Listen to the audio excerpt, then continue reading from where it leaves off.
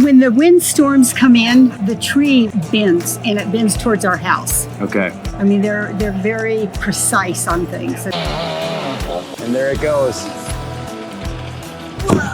That one there was probably about 145 feet.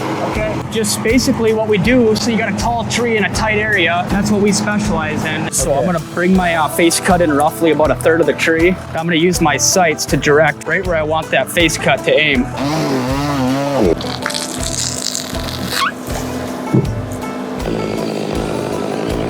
Every crew is very refined. We know exactly what pieces of equipment we need on each job. Everyone's dialed in communication.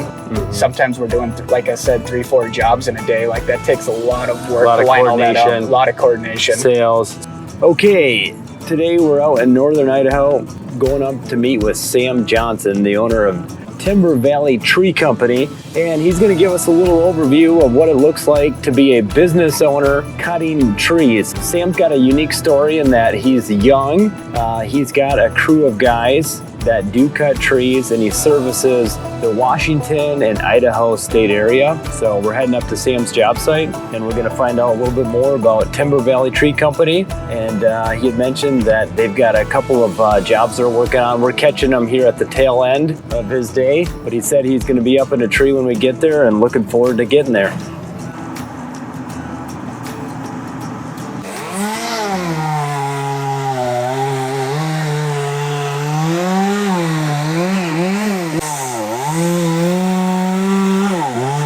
I'll take that. Nice. Yeah, I'm gonna go dump chips. Yeah, so that's Sam, the owner of Timber Valley Tree Company.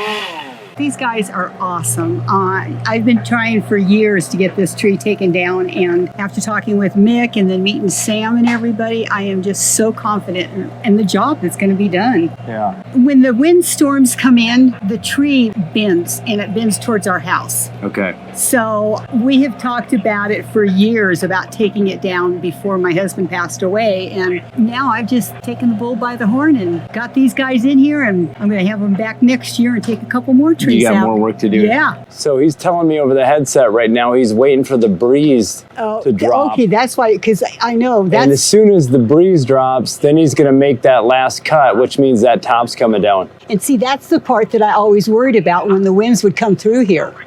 All right, it looks like there he goes. Whoa. I've got this headset on, and I can put my earpieces in. Oh, I can really hear them well. But so this is a microphone and earpieces. So these guys on the crew, apparently they're all talking to each other.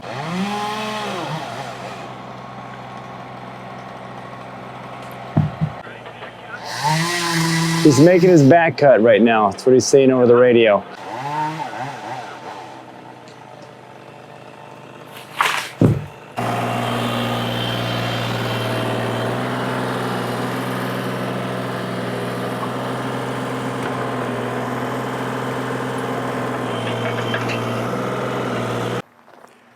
So he needs a larger saw, huh? Yeah, bigger saw. He's getting into bigger wood up there, so chopper, I mean. He just, basically he's got a rope and he just drops his saw down, and then you just hook up the new saw and pull it back up to him, huh? Yeah. We'll send him that saw and a wedge belt. Sam, do you like it clipped onto the bottom loop? The bottom ring I'm at? I'll just send it up to you like that. Ready?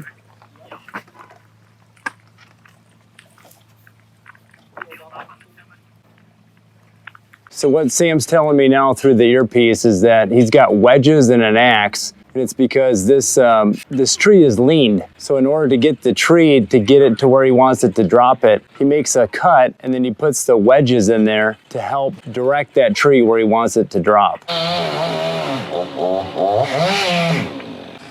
Well, he sure has a lot of equipment. Yep. You can see that section is starting to lean now. He's beating those wedges in there, and there it goes. He's putting the wedges in again.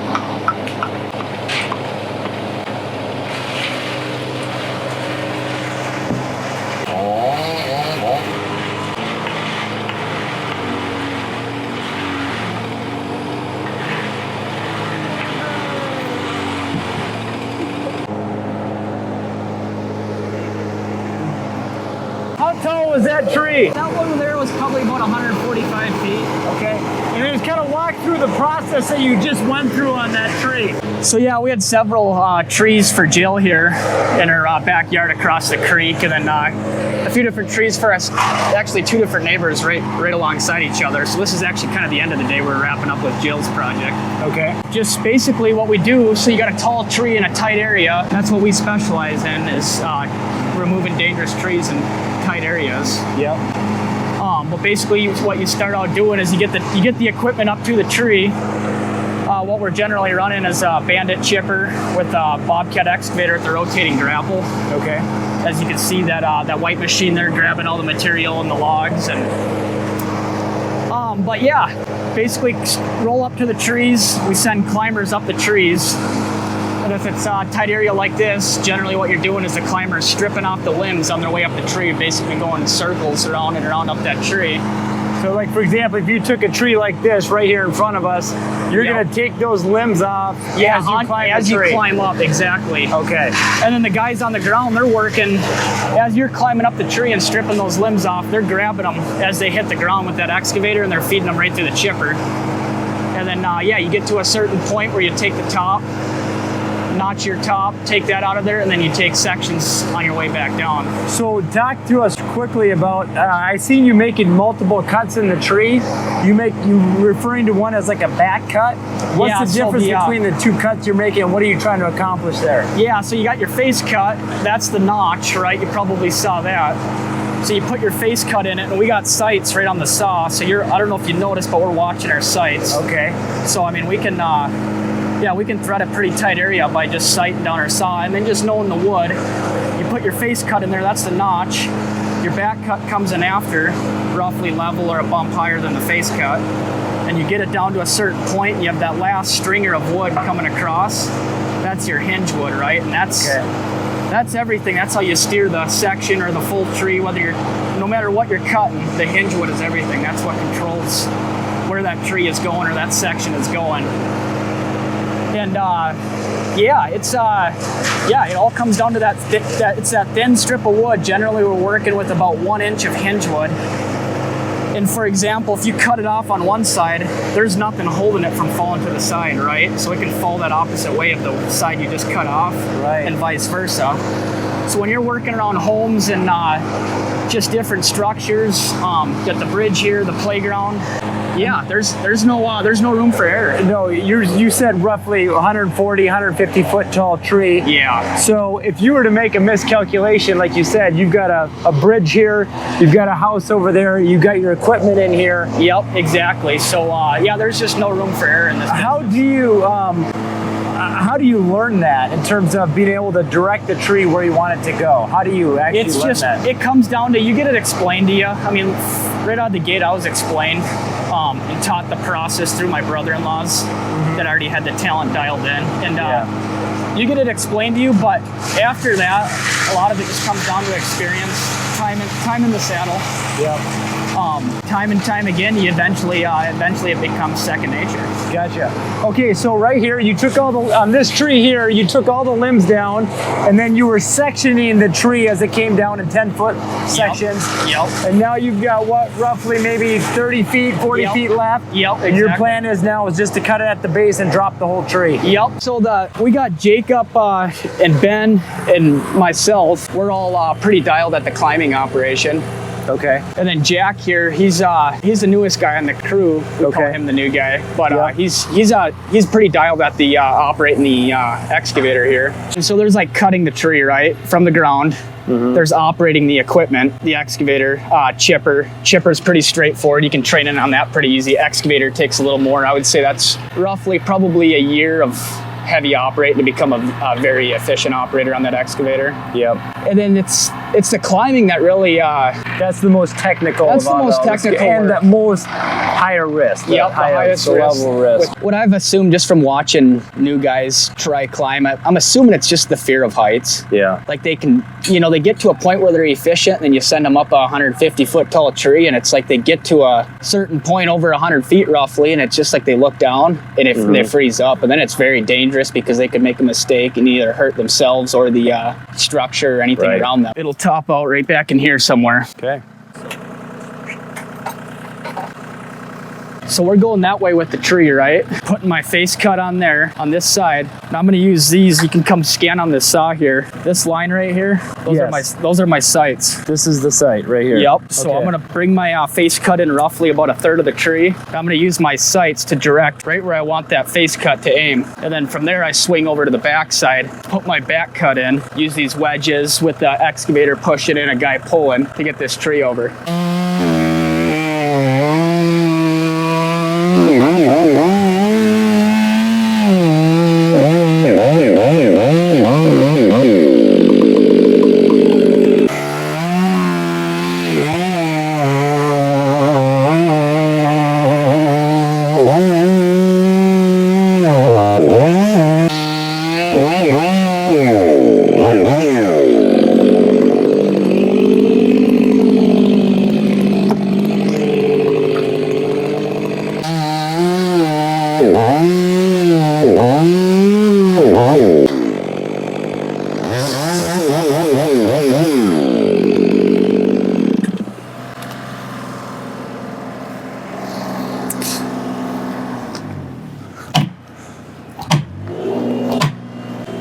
Starting to go.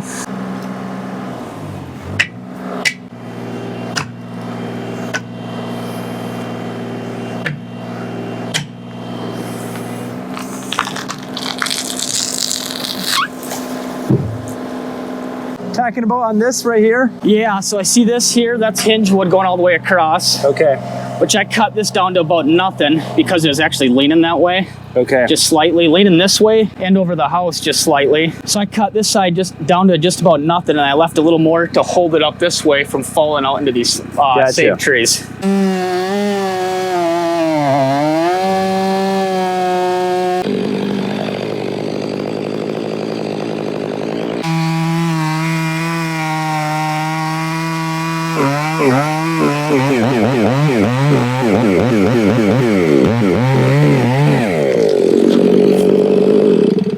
Yeah, done deal. Well, Sam, does that finish it out for the trees that you had today? Yep, that's it.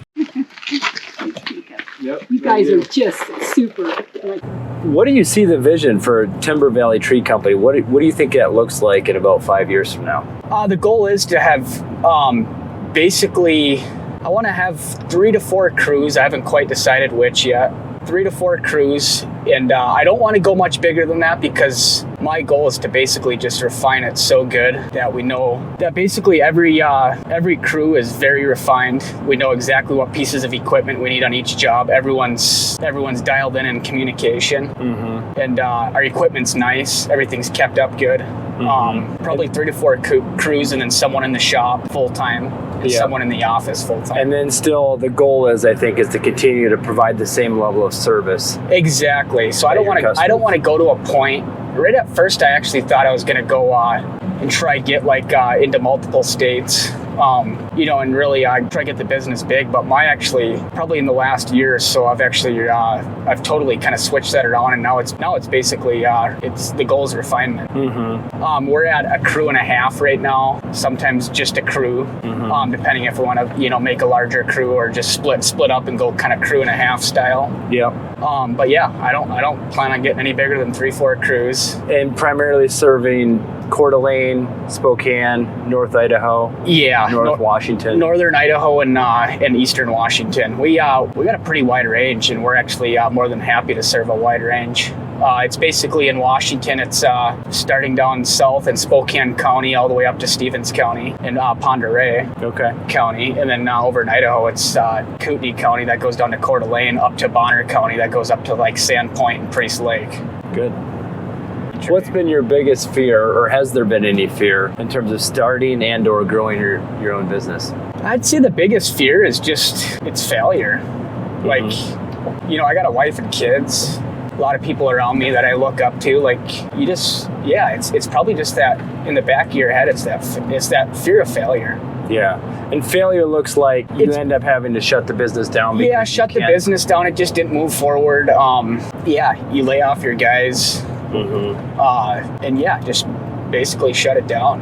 I got these guys working for me, they're top notch. If I had to, the thought of laying them off, that's the fear. If it just got to a point where I failed and I just told the guys like, hey, you know, I don't got work for you, like, man, that'd be devastating. Yeah. What do you dislike about the tree business, if anything? Would you say maybe it's the risk? A negative or something I dislike is just the high turnover rate. Like we go through a lot of work, and so with the goal of being at 3-4 crews, I mean, it just takes a lot of sales and a lot of customers. Mm-hmm. Sometimes we're doing, like I said, 3-4 jobs in a day. Like that takes a lot of work to line all that up. A lot of coordination, sales, scheduling, estimating. Yeah, exactly. And then, the danger, the danger is kind of both ways. Like sometimes I love it, right? It's just, it's exhilarating.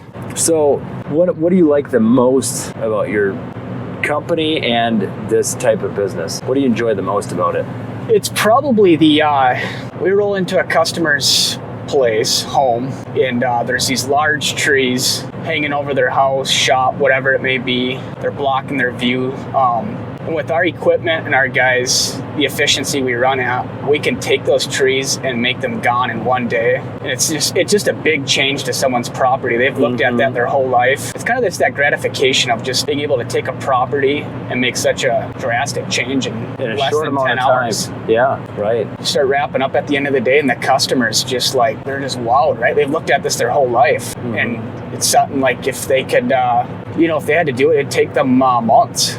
Right, and we got to do it on their own. Yeah, to do it on their own. We got the equipment and the personnel to slam it out in 8 hours. Like it's just impressive. Mm-hmm. I still find it impressive. And then, I mean, every time we get done at the end of the day, the homeowner is just loves it. It feels good. Good. Well, that's it. I mean, I just really appreciated Sam coming out here to see your tree business. I learned a lot. It was really cool seeing you up there in the trees. And anything else you want to say? No, that's about it. Just another day in paradise. Just another day at TVT. Yep.